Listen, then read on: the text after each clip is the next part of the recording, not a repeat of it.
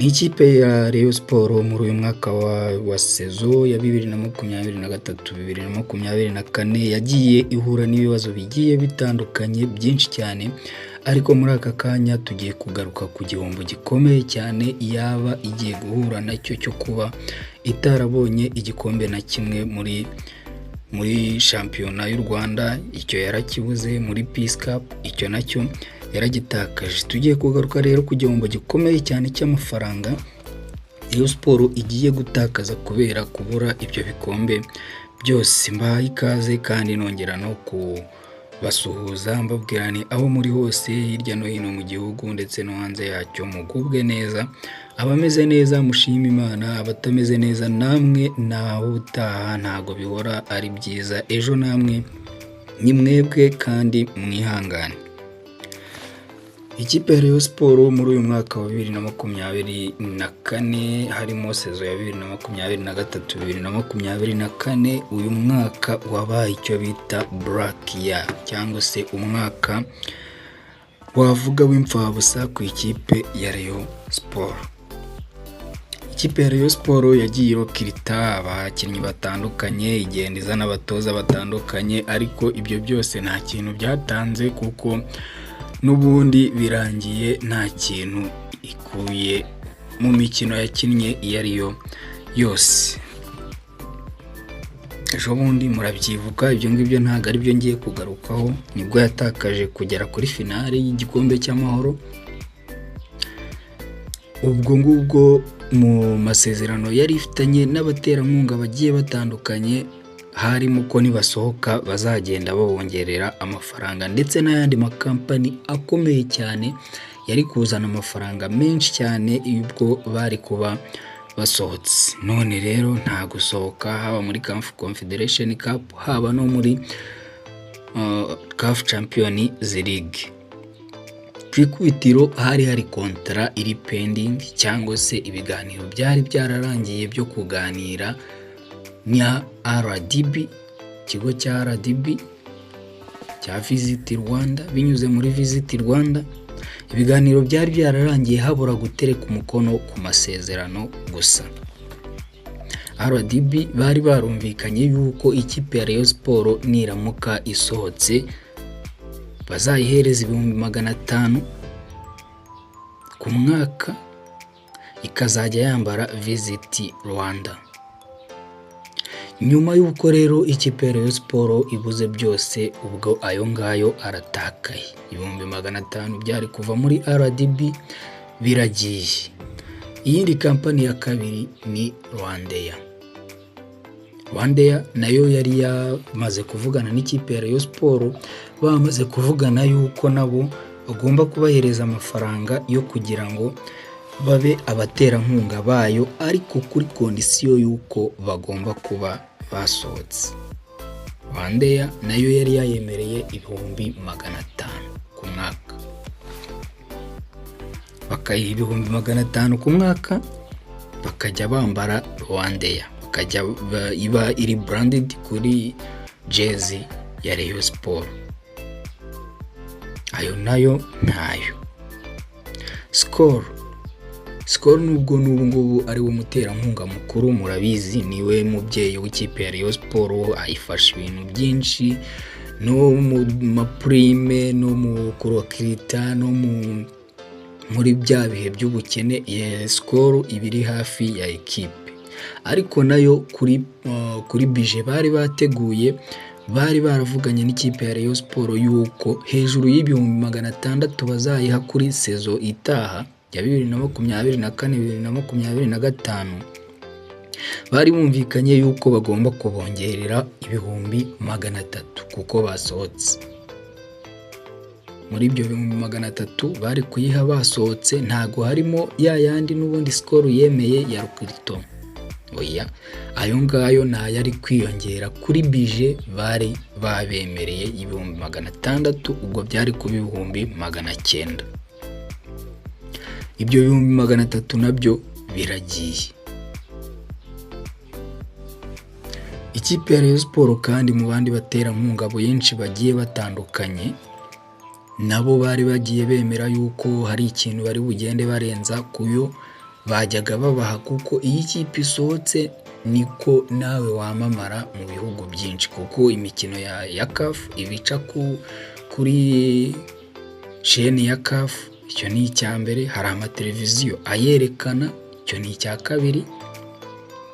Abo baterankunga bose rero impamvu baba bari gutagetinga gusohoka kwa ekipe nka Rayon Sport, kuko ifite n'abafana benshi, n'ubundi baba barasinyanye kuko ifite abafana benshi mu gihugu ikunzwe.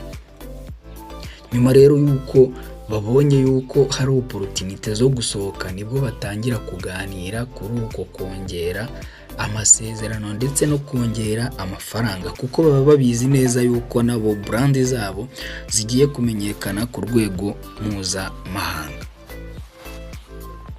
Izo bakoranaga kuba bagabanya amafaranga bari babemereye ntibayabahe, ibyo ngibyo ni ibintu byumvikana, kuko n'ubundi nabo ibyo bari bavuganye ntago ikipe ya Rayon Sport yabyujuje. Abatari baraje nabo bari bavuganye yuko bagomba gukorana ayo masezerano cyangwa se izo kontra ari uko basohotse. Ibyo nabyo ntago byakunze. Tuvuye ku gihombo cy'amafaranga angana gutyo yose agiye gutakara, ubwo urumva byibuze ikipe ya Rayon Sport igiye guhomba hafi miliyoni 2 z'amafaranga y'u Rwanda kubera kubura igikombe na kimwe mu gihugu cy'u Rwanda. Ibyo ngibyo impamvu zagiye zibitera nazigarutseho mu kiganiro nakoze ejo hashize, ngenda mbabwira impamvu zagiye zituma ibyo byose biba, harimo nuko bari kuvuga yuko hari abantu bari mu ishyamba batari gushaka yuko Jean Fidèle akomeza kuyobora ekipe ya Rayon Sport. Uwo nawe ndamugarukaho mu kanya. Katubanze dusohozanye n'iby'abaterankunga n'amafaranga Rayon Sport ihombye bitewe n'ibibazo bigiye bitandukanye. Uretse tuvuye ku mafaranga y'abaterankunga, Rayon Sport nayo ayo yari ifite nayo yagiye ahomba. Haba muri recruitment barokirise nabi, barokirise abakinnyi batagize icyo bamaze, badafite forme, batari gukina, batazi imikinire uko imeze, kugeza nubwo hari abirukanwaga bataramara n'ukwezi. Nk'uwo wari waje nk'umukongomani bari baragize icyamamare ngo yifunga ifaso, uwo yagiye rugikubita nta n'ukwezi kwashize. N'abandi nagiye ngarukaho mu bindi biganiro, ntago icyo ngicyo aricyo ngiye kugarukaho. Ahubwo ibyabaye nuko bo bararukirise bitewe no kubura team de recruitment izi ibyo ikora, izi kureba umukinnyi, ikamenya kureba palmarès ye, imikinire ye byose. Aho naho hagendeye amafaranga menshi, ariko yose arahiye. Kuri Jean Fidèle rero, Jean Fidèle we yemeye amakosa nyuma y'umukino, nta kintu yashakaga gutangaza, ariko ejo yagize ikintu atangaza, aravuga ati buriya ahantu hari abantu ibikorwa bishobora gukorwa neza bikagenda neza, cyangwa se bikagenda nabi bitewe n'uburyo mwapanze projet ariko ntigende neza. Ati rero amakosa turayemera, habayemo ikosa rikomeye haba muri recruitment, haba mu myitwarire y'ubuyobozi, natwe turi kwishinja iryo kosa ryabaye ryo kuba ikipe ya Rayon Sport itazasohokera igihugu. Kuva Jean Fidèle yayiyobora ntago Rayon Sport iratwara igikombe cya shampiyona na kimwe mu myaka 4 igiye gushira. Nawe ubu aracyari mu rungabangabo, ntago azi neza niba abariyo bazongera kumutora kugira ngo yongere kuyobora ikipe ya Rayon Sport, kuko n'ubundi manda ye irarangira mu kwa 10 nibwo amatora agiye kuzaba. Nawe yabajijwe aravuga ati ubwo ntago nzi umwanzuro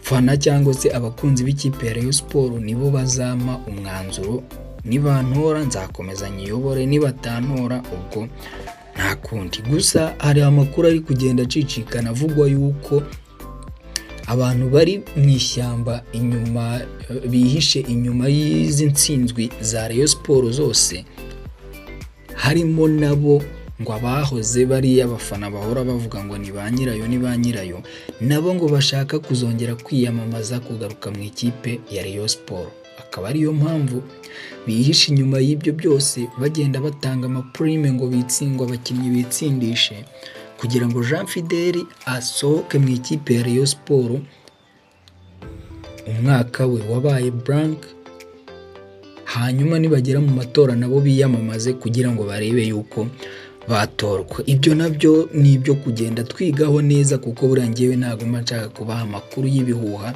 Niyo mpamvu mbabwiye ni ibivugwa kugira ngo njyewe nimenya amakuru ya nyayo nzaze nyabahe uko bikwiye. Ntabwo nakubwiye ngo ni runaka, ibyo ni ibiri kuvugwa, ni amakuru ari ku mihanda, ku ma social medias. Ariko njyewe igihe nzamenya amakuru ya nyayo nzaza nyabahe yose uko yakabaye. Gusa nabyo ntabwo twabirenze ingoye, nabyo birashoboka kuba abari mu ishyamba aribo bihishe inyuma yo gutsindwa ku ikipe ya Rayon Sports kugira ngo nabo baziyamamaze batorwe mu bayobozi b'ikipe bazayobora iyi kipe muri sezo itaha.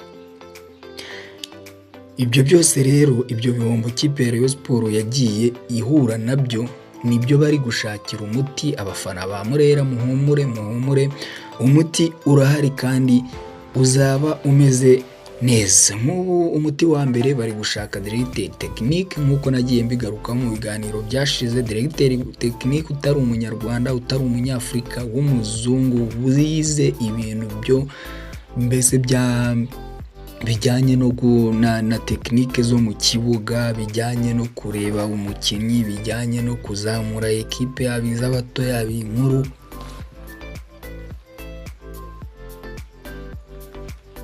Kuko ibyo byose niwe uzaba abishinzwe. Uwo bari kumushaka ku bufatanye na Skol yababwiye ko ariyo izajya imwihembera. Icyo ni igisubizo cya mbere bari gushaka. Igisubizo cya kabiri, harimo kurukirita abandi bakinnyi bashya ndetse no kuzuza staff technique. Mu kurukirita abakinnyi bashya n'ubundi harimo abo bagiye baganira, tuzagenda tugarukaho n'abo twagarutseho. Bazarukirita abakinnyi bashya, abari bafite amasezerano ubu ntibazi, hagati aho ngaho bazaganira kuko igikombe cy'amahoro cyarangiye. Abazayasozanya n'iyi sezo nibwo bazaganira mu buryo bwo kuyongera cyangwa se kubarekura. Umutoza Julien Mete nawe ntabwo aramenya aho ari neza, ntaramenya niba azongererwa cyangwa se azarekurwa. Gusa 90% Julien Mete ashobora gusezererwa akajyana n'abo bakinnyi bazaba babona batari ku rwego rw'ikipe ya Rayon Sports. Icyo ni igisubizo cya kabiri. Igisubizo cya gatatu ni impinduka mu buyobozi. Jean Fidèle ntago mvuze yuko ashobora kugenda cyangwa se azagenda, ariko nabyo birashoboka cyane yuko Jean Fidèle nawe yava mu ikipe ya Rayon Sports hakaza abandi bayobozi bashya ndetse n'inzego zikuzuzwa. Murabizi ko harimo icyuho mu buyobozi, muri komite nyobozi, hakaba icyuho muri komite yo mu kibuga Rayon staff technique. Ibyo byose rero ni ibisubizo bari kugenda bashakisha kugira ngo barebe yuko sezo itaha nayo itazaba imfabusa ku ikipe ya Rayon Sports. Nagira ngo mwibutse niba uri mushya kuri uyu muyoboro wacu wa Sportline TV kuba wakanda kw'iryo jambo subscribe. Ntabwo ari ibintu bitwara umwanya munini, nta nubwo ari ibintu bigoranye. Wowe urakanda kw'iryo jambo rya subscribe, ukande no kuri akantu k'inzogera, hanyuma inkuru dushyizeho ujye uhita uyibona ako kanya kandi byihuse. Niba wowe warabikoze uri umuntu w'umugabo, ndagushimiye cyane. Utarabikora nawe aka niko kanya ko kugira ngo abikore. Abatwumva batarakanze subscribe, turabinginze rwose ni mukande subscribe kugira ngo natwe iyi channel dukomeze kugenda tuyizamura. Ni channel yanyu, ni channel y'abanyarwanda, nubwo nyikoraho ariko ndi umukozi wanyu, nimwe nkorera. Ndi hano ku bwanyu niba wakunze inkuru rero ukande like, niba ufite igitekerezo utubwire igitekerezo cyawe muri comment. Nshimira cyane abantu bajya bampa ibitekerezo byinshi muri comment, ndetse nkagenda nanabasubiza, kandi biriya bituma hari ikindi kintu ntekereza cyo gukora ndetse kirenze ibyo mba ndi gukora. Nuko rero abandi mudusharinge mu magroupe mugiye muherereyemo, ndabakunda cyane, umunsi mwiza.